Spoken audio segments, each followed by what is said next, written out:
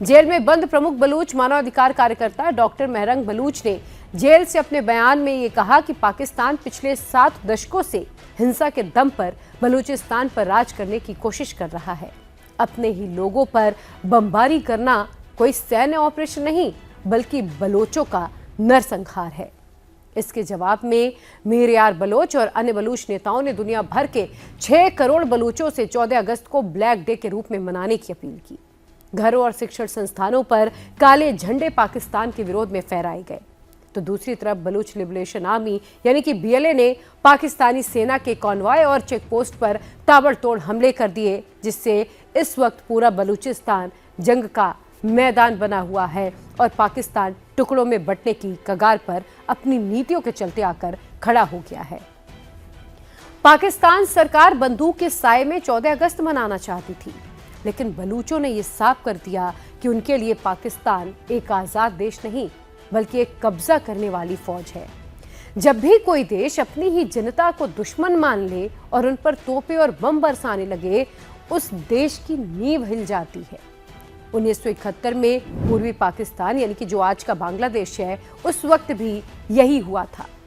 Pakistan army chief Asim Munir और प्रधानमंत्री शहबाज शरीफ बंदूक की नोक पर मुल्क को एक रखने का दावा तो जरूर करते हैं, लेकिन 14 अगस्त के दिन जिस तरह से पीओके से लेकर बलूचिस्तान तक काले झंडे लहराए गए, ब्लैक डे मनाया गया, उसने ये साफ कर दिया कि आवाम का दिल पाकिस्तान से बहुत पहले ही अलग हो चुका है, क्योंकि पाकिस्तान ने कभी उन लोगों को अपना माना ही नहीं बल्कि सिर्फ उनको कुचला है अपनी नीतियों के दम पर। आजादी का मतलब किसी भी देश का झंडा फहराना नहीं होता। आजादी का मतलब होता है नागरिक की रोटी और सुरक्षा सम्मान मिलना। और आज पीओके और बलूचिस्तान के लोग चिल्ला चिल्लाकर पूरी दुनिया के सामने ये कह रहे हैं कि उन्हें इनमें से कुछ भी नहीं मिला, उन्हें बुनियादी सुविधाएं तक कभी हासिल नहीं हो पाई। सवाल अब ये नहीं है कि क्या बलूचिस्तान और पीओके अलग होंगे, सवाल सिर्फ ये रह गया कि पाकिस्तान अपने इस वजूद को और कितने दिनों तक खींच पाएगा।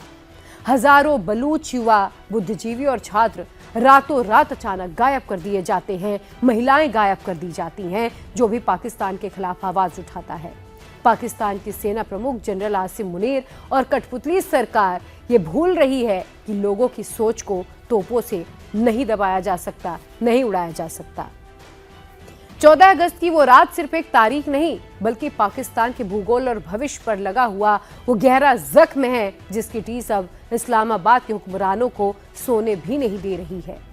जब किसी राष्ट्र का वजूद केवल बंदूक की नोक, कर्ज की भीख और अपनी ही आवाम के खून पर टिक जाए तो इतिहास गवाह रहा है ऐसी इमारतें ताश के पत्तों की तरह ढह जाती हैं।